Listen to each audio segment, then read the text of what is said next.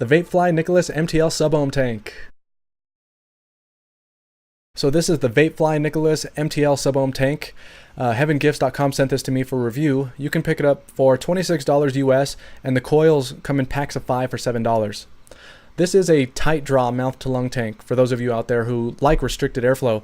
I prefer lung hits, but I do like to use MTL devices sometimes too, especially when I'm out in public, which is a lot actually, so I was really excited to get this one. First, let's talk specs. It has a 3 milliliter e-liquid capacity, it's 22 millimeters in diameter, it's 46 millimeters tall, has a 510 thread, comes in black and stainless steel colors, and there are 9 different airflow settings. In the box you'll get the Nicolas tank with a pre-installed 0.6 ohm coil, one extra Nicolas coil built at 1.8 ohms, a replacement glass tube in case you break one, a user manual, and a little bag of spare parts. So let's talk about the way it looks.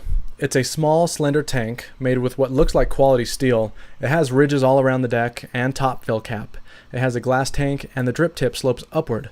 The design is pretty basic, which isn't a bad thing. The machine quality is really nice. I haven't had any problems with the threads catching while taking it apart, switching out coils, or filling it up. I have had problems with the fill cap getting so tight that I had to use pliers to get it off though. That's one big con. It is a 3 mil tank, which I think is fine for a tank like this. It's a low wattage mouth to lung tank. The people using this will probably also be using higher nicotine. That means that although 3 mils doesn't sound like much, when you vape high nicotine e-juice at low wattage, 3 mils should be enough to get you through the day. Alright, let's talk airflow.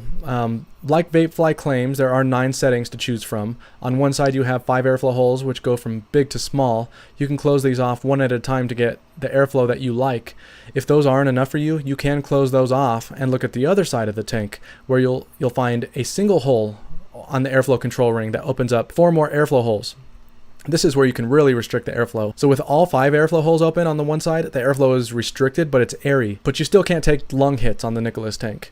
If you close off the first 4 airflow holes and leave only the smallest one, it's very restricted. On the other side of the tank, you start with a larger airflow hole.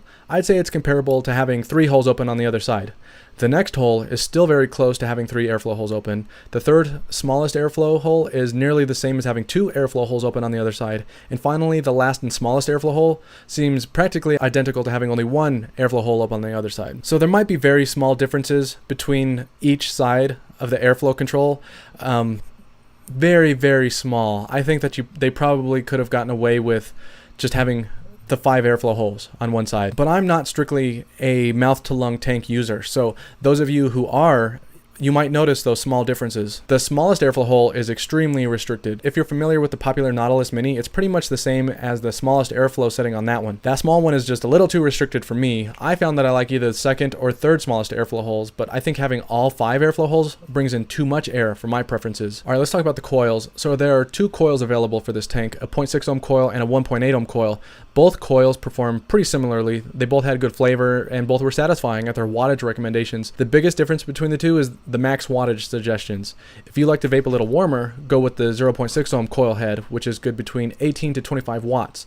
If you like your vapor to be cooler, you can go with the 1.8 ohm coil head, which is good between 9 and 13 watts. I tested both coils with high VG e-juice, which is usually not recommended with mouth to lung tanks because it's so thick and tends to not wick well. That wasn't a problem at all with these coils. I used max VG e-juice and chain vaped each coil at its max wattage. No problems at all, no dry hits. Okay, now let's talk performance. The many different airflow options is a nice feature. I think anyone using this will be able to find the best option for their preferences.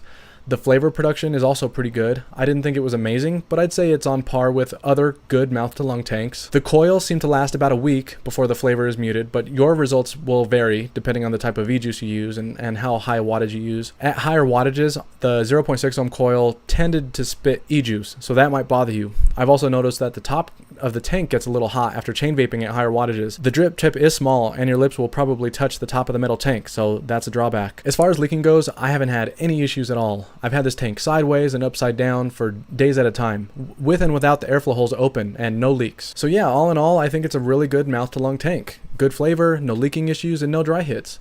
The biggest problem that I have with it is taking it apart and refilling it, since it tends to get over tightened, and it gets over tightened every single time on me. If you buy this, I would recommend also buying some vape tweezers or rubber gripped pliers, which are useful to have around as a vapor anyway, and you can get vape tweezers online for like $2 to $4. So yeah, if you're in the market for a good mouth to lung tank, I think this is a good one to pick up. So HeavenGifts.com sells it for $26 US.